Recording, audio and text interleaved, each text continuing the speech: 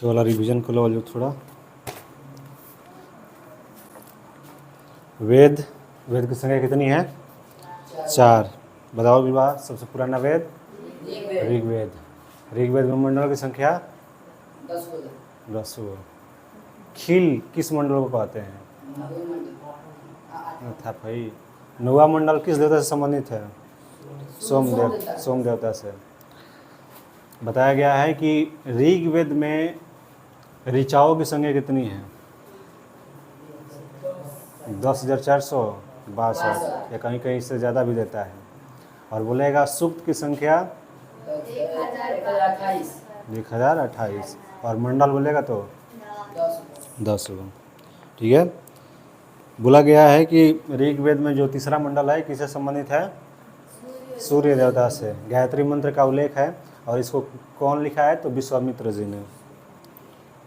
फिर बताया गया है कि इंद्र के लिए इसमें कितने ऋचा लिखे गए हैं? इंद्र के लिए 250 और अग्नि के लिए 200। वामन अवतार की चर्चा ऋग्वेद में ही है। समाज को 4 वर्गों में बांटा गया है। कहाँ पर? ऋग्वेद के 10वां मंडल में। यजुर्वेद में क्या है? तो यजुर्वेद में यज्ञ से संबंधित जितने भी अनुष्ठान है, पूजा पाठ यज्ञ वाला, तो यजुर्वेद में है सभी। यजुर्वेद एक ऐसा वेद है जिसमें गद एवं पद दोनों है, स्टोरी और पोयम। सामवेद की बात की जाए तो साम मतलब होता है गायन, और ऋग्वेद के जितने भी ऋचा है उसको गायन की तरीका में, गीत के तरीका में इसको उल्लेख किया गया है। और बताया गया है कि 1810 सूक्त ऋग्वेद से लिया गया है। उसको एक अलग तरीके का जो गीत होता है जैसा यहाँ पर सामवेद में संकलित किया गया है। तो सामवेद हो गया। संगीत का जनक किस वेद को कहा जाएगा? सामवेद। अथर्ववेद बताओ विवाह। अथर्ववेद अथर्वा ऋषि द्वारा रचा गया है और इसमें 731 मंत्र और 6000 पद है। औषधि के बारे में, वशीकरण के बारे में और जादू टोना के बारे में, अंधविश्वास के बारे में चर्चा किस में मिलता है? अथर्ववेद में। सभा एवं समिति प्रजापति की 2 पुत्रियां हैं, किस में किया गया है? अथर्ववेद में कहा गया है।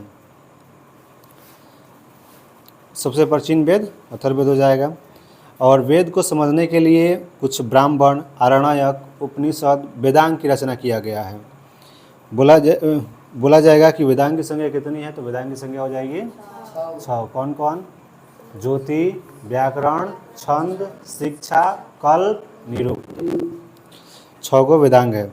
ठीक है। उपनिषद की संख्या बोला जाएगा कितनी है? तो उपनिषद की संख्या 108, लेकिन मूल रूप से कितना है? 13। ऋग्वेद के ब्राह्मण ग्रंथ है ऐतरेय एवं कौशतिकी, यजुर्वेद के तैतरेय एवं शतपथ है, सामवेद के पंचविश और अथर्ववेद के गोपथ है।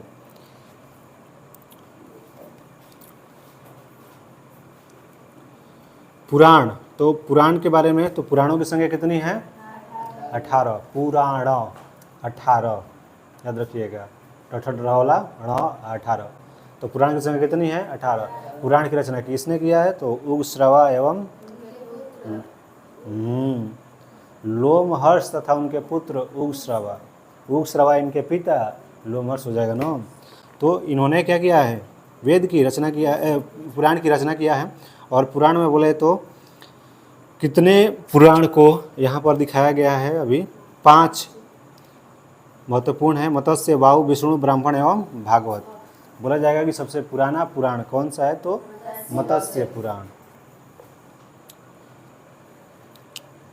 बताया गया है कि चाणक्य, कौटिल्य, विष्णुगुप्त एक ही नाम है और इन्होंने एक बुक लिखा है। कौन सा बुक?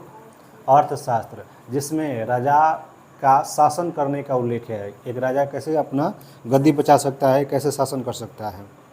और यहाँ पर कौटिल्य या चाणक्य के कारण ही चंद्रगुप्त मौर्य जो होता है अपनी गद्दी पर बैठता है घनानंद को हराकर, नंदवंश की समाप्ति करके।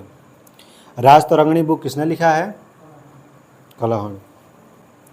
कलहण द्वारा राजतरंगिणी बुक है और इसमें 8 सर्ग है, मतलब 8 गो चैप्टर है इसमें। ठीक है। और इसमें अधिकतर कश्मीर के शासकों का वर्णन किया गया है। जितना भी जम्मू कश्मीर के शासक हैं उनको वर्णन किया गया है। फिर बताया गया है चचनामा, एक बुक है। कौन लिखा है चचनामा? अली अहमद, पीछे से रिवीजन करा जाए, अली अहमद। अष्टाध्यायी जो है संस्कृत की पहली व्याकरण है। अष्टाध्यायी जो है संस्कृत भाषा व्याकरण की पहली पुस्तक है अष्टाध्यायी। किसने लिखा है? पढ़नी। अष्टाध्यायी किसने लिखा है? पढ़नी। अष्टाध्यायी में पहली बार लिपि शब्द का प्रयोग हुआ है। और फिर इसके बाद हम लोग पढ़े थे विदेशी यात्रियों के बारे में। तो विदेशी यात्रियों में फर्स्ट हमारा था टेसियस। टेसियस कहाँ का था? ईरान का। क्या था ये? राजवैद्य था। हेरोडोटस, तो इतिहास का पिता कहा जाता है हेरोडोटस को, और इसकी बुक जो है हिस्टोरी का। सिकंदर मेगास्थनीज जो था, क्या था? ये राजदूत था। किसने भेजा था इसको? Seleucus Nicator. सेल्यूकस निकेटर किसका सेनापति था? सिकंदर का। सेल्यूकस निकेटर की जो बेटी होती है उससे शादी करता है चंद्रगुप्त मौर्य, उसको हरा के। तो सेल्यूकस निकेटर जो होता है मेगास्थनीज को भेजता है किसके दरबार में? चंद्रगुप्त मौर्य के दरबार में, क्योंकि उसकी बेटी को रखा था कौन? चंद्रगुप्त मौर्य। तो वहीं पर हालचाल जानने के लिए मेगास्थनीज को भेजता है। तो मेगास्थनीज यहाँ पर एक बुक लिखता है, उस बुक का नाम है इंडिका। मेगास्थनीज की बुक का नाम क्या है? इंडिका। और इंडिका में किसके बारे में उल्लेख किया गया है? किस वंश के बारे में? मौर्य वंश, क्योंकि मौर्य वंश शासक के काल में आया था ये। फिर इसके बाद आते हैं हम लोग डाइमेकस। तो डाइमेकस जो है यह सीरियन नरेश अंतियोकस का राजदूत था। और यह किसके दरबार में आया था डाइमेकस? तो बिंदुसार के दरबार में आया था। बिंदुसार के बाद दरबार में कौन आया था? डाइमेकस। चंद्रगुप्त मौर्य के बाद शासक कौन बनता है? बिंदु।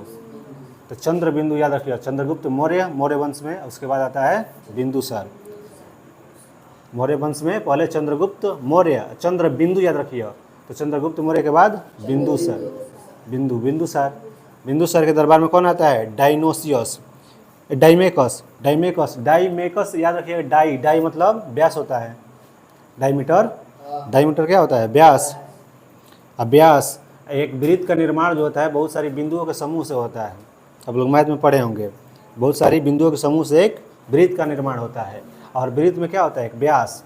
तो याद रखिए कि डाइमेकस, डाईमीटर या डाइमेकस किसके दरबार में आया था? बिंदुसार। डाइमेकस, बिंदुसार। डाईमीटर किससे संबंधित है? वृत्त से। वृत्त किससे बनता है? बिंदुओं के समूह से। तो बिंदुसार के साथ दरबार में कौन आया था? डाइमेकस। फिर इसी के तरह है डायनोसियस। तो डायनोसियस जो था अशोक के दरबार में आया था। ठीक है।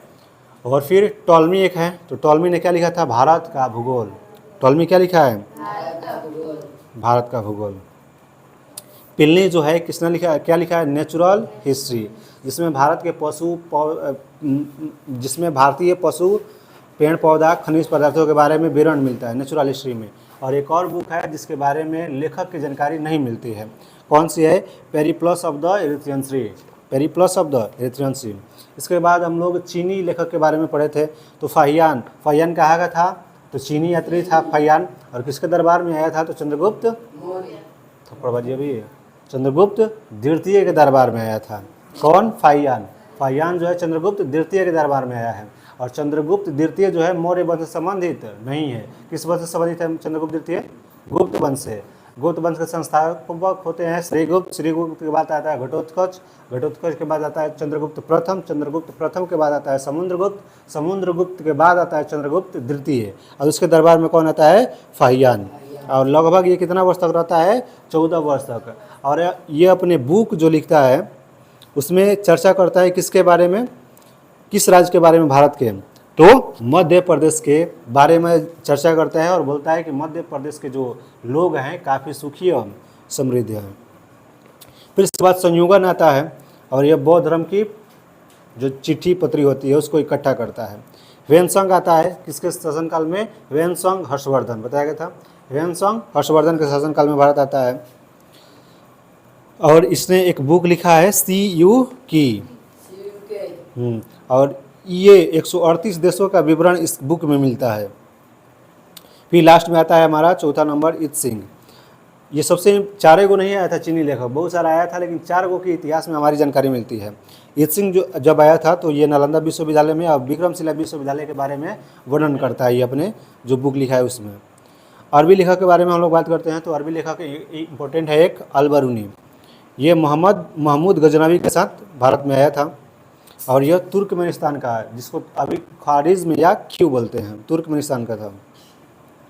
इसने एक बुक लिखा है किताब उल हिंद या तहकीक हिंद, भारत की खोज। ठीक है। इब्न बतूता जो होता है, यह इसकी बुक जो है यात्रा का वृत्तांत अपना किस बुक में लिखता है, तो रिहला में। ठीक है। रहना 1333 ईस्वी में दिल्ली पहुंचने पर इसके विद्वता से प्रभावित होकर सुल्तान मोहम्मद बिन तुगलक ने उसको क्या कर दिया है, न्यायाधीश नियुक्त कर देता है। किसको, इब्न बतूता को।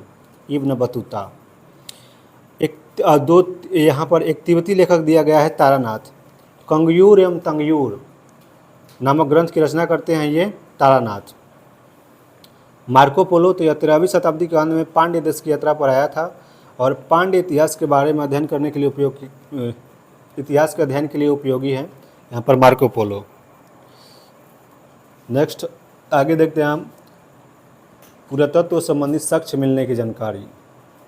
तो इतिहास में प्राचीन इतिहास, मध्यकालीन और आधुनिक इतिहास 3 पार्ट में डिवाइड किया गया है। तो प्राचीन इतिहास में भी जब हम इतिहास को पढ़ते हैं तो एक प्राग ऐतिहासिक, आग ऐतिहासिक और इतिहास 3 प्रकार के। तो प्राग ऐतिहासिक मतलब पुराना इतिहास को भी हम 3 पार्ट में डिवाइड किया गया है और ये पत्थरों के आधार पर किया गया है। पूरा पाषाण काल, मध्य पाषाण काल और एक नव पाषाण काल। और इससे संबंधित कुछ क्वेश्चन बनता है। तो देखिए, बोलेगा कि आग का आविष्कार कब हो गया था, तो आग का आविष्कार बता देना है कि पूरा पाषाण काल में ही हुआ था। पूरा का सब पाषाण काल में मतलब लोग जो थे यहाँ पर बिल्कुल यादी मानव की तरह थे, यादीवासी पूरी तरीक़ा से। तो शिकार करते थे, वह खाना बदोश थे, मतलब एक स्थान पर स्थिर नहीं रहते थे, हमेशा एक स्थान से दूसरे स्थान तक जाते थे, शिकार करते थे। एक जगह रहकर शिकार करते थे तो ख़त्म हो जाता था, फिर दूसरी जगह जाकर अपनी बस्ती डालते थे, वहाँ पर शिकार करते थे।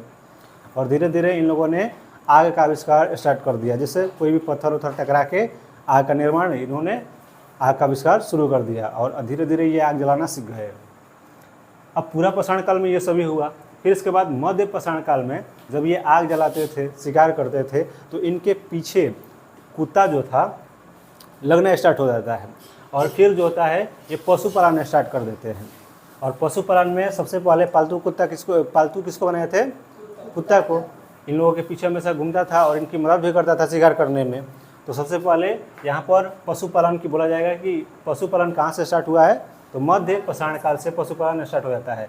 और उसका साक्ष्य कहाँ पर मिला है कि मध्य पाषाण काल में इंसान पशुपालन शुरू कर देता है। कहाँ पर मिला है, तो एमपी के आदमगढ़ में आप देखेंगे, मध्य प्रदेश में, राजस्थान के बागौर में देखेंगे तो यहाँ पर पशुपालन के साक्ष्य मिलता है कि मध्य पाषाण काल में यहाँ पर ये लोग क्या करते हैं, पशुपालन स्टार्ट कर देते हैं। इसका साक्ष्य मिला है ये एमपी में आदमगढ़ और राजस्थान के बागौर में।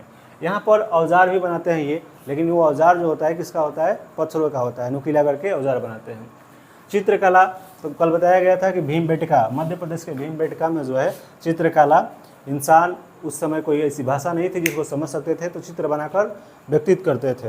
तो चित्रकला कहाँ पर मिलता है, तो भीमबेटका। भीमबेटका कहाँ पर, मध्य प्रदेश, एमपी में।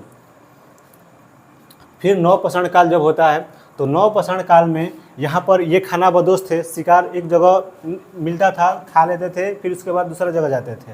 तो ये खाना बदोश थे, शिकार के लिए अलग अलग जगहों पर जाते थे। लेकिन जैसे ही नव पाषाण काल आता है और इन एजों में बहुत ज़्यादा डिफरेंस है ईस्वी में, तो यहाँ पर शिकार करके ऐसे खाते थे, यहाँ पर पशुपालन स्टार्ट कर देते हैं। लेकिन नव पाषाण काल में जो होता है धीरे धीरे कृषि करना स्टार्ट कर देते हैं। अब जब कृषि करना स्टार्ट कर दिए हैं और फसल लगा दिए हैं, तब यहाँ पर ऐसे ऐसे कृषि करना स्टार्ट कर दिया, मतलब खेत इन लोगों का इधर उधर हो गया। जब खेत इधर उधर हो गया तो धीरे धीरे अपना झोपड़ी बनाना स्टार्ट कर देते हैं। और झोपड़ी बनाना स्टार्ट कर देते हैं तो अस्थायी रूप से अस्थायी निवास की चर्चा कहाँ पर, या अस्थायी निवास लोग कहाँ पर करने लगे थे, किस काल में, तो नव पाषाण काल में। नवपाषाण काल में जो होते हैं क्या करने लगते हैं, यह स्थायी निवास, एक जगह स्थिर रह के फसल लगाते हैं, खेती करते हैं और वहाँ से अपना जीवन यापन शुरू कर देते हैं। और इसका साक्ष्य जो मिलता है मेहरगढ़ और बलूचिस्तान से, बलूचिस्तान वहीं पाकिस्तान के पास, तो गेहूं और जौ का साक्ष्य मिला है सर्वप्रथम वहाँ पर मेहरगढ़ और बलूचिस्तान में। और बोला गया है कि नवपाषाण काल में ही लोग जो है अस्थायी रहना स्टार्ट कर देते हैं।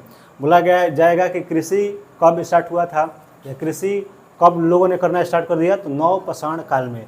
बोलेगा कि पहिए का आविष्कार कब हुआ था, नवपाषाण काल में।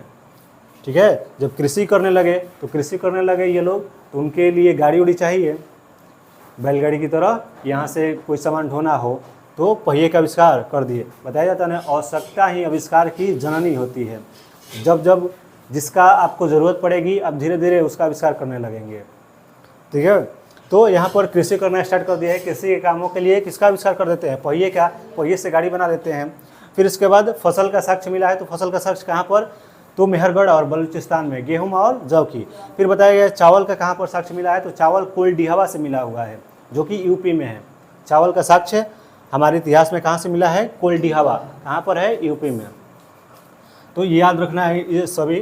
तो ये हमारा जो काल है समाप्त होता है, बोलेगा आग का आविष्कार कब, तो पूरा पाषाण काल में। पूरा पाषाण काल के लोग क्या थे, शिकारी थे, और शिकारी थे मतलब खाना बदोश थे, एक स्थान से दूसरे स्थान तक जाते थे।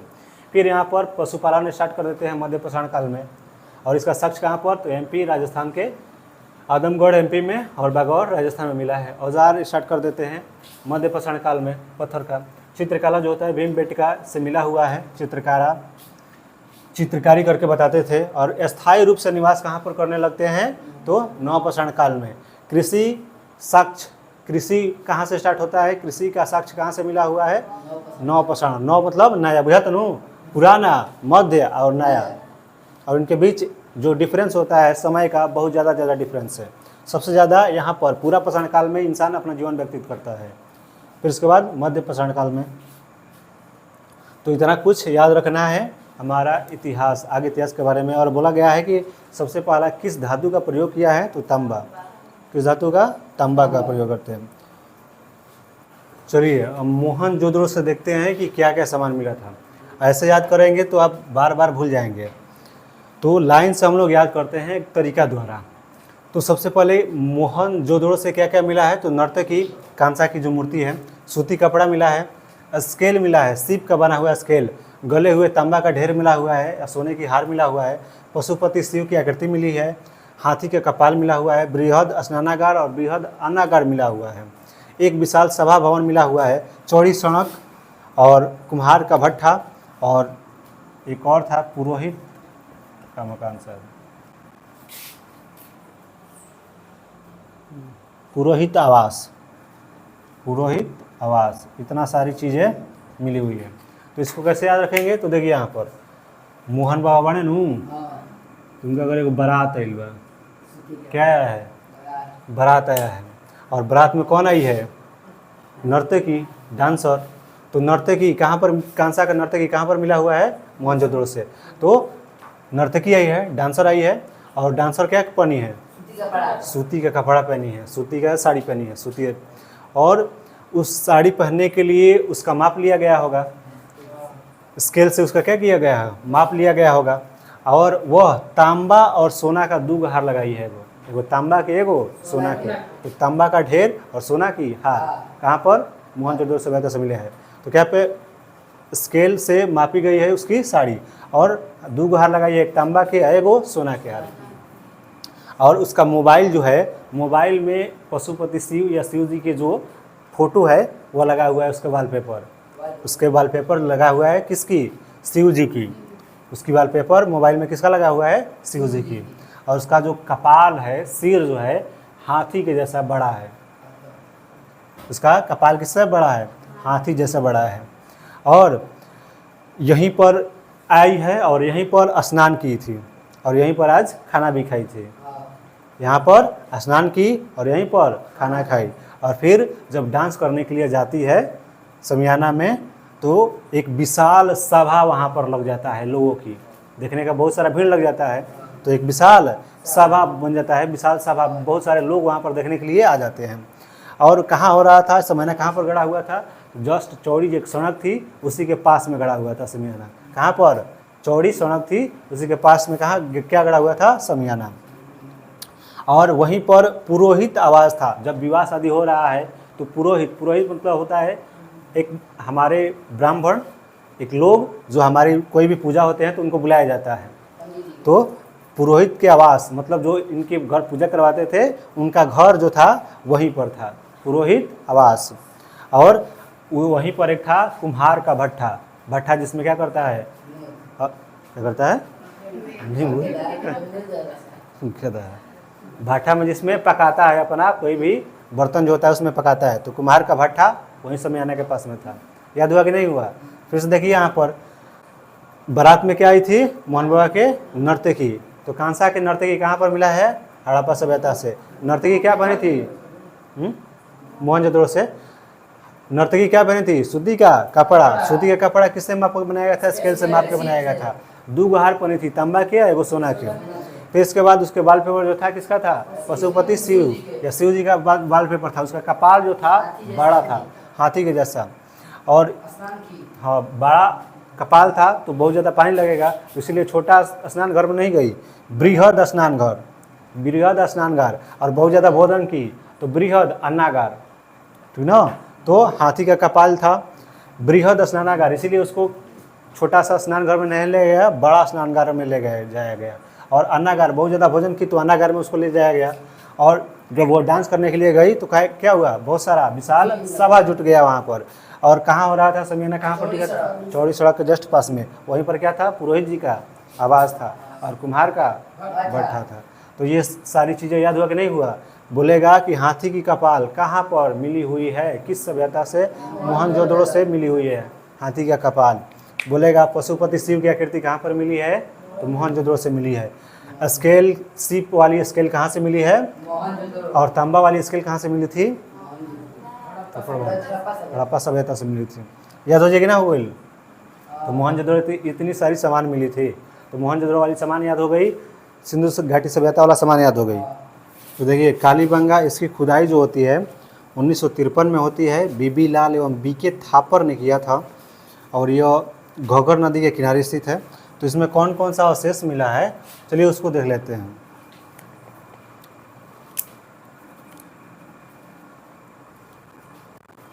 इसका खुदाई किसने किसने किया था इसको याद कर लीजिएगा कि बीबी लाल एवं बीके थापर। ठीक है, ये खुदाई किए थे 1953 में। बीबी या आपकी वाइफ काली भी है तो उसको काली बोल देंगे तो गुस्सा हो जाती है और क्या बोल मार देगी? बीबी जो होगी एक थप्पड़ मार देगी, इससे चेहरा क्या हो जाएगा? लाल।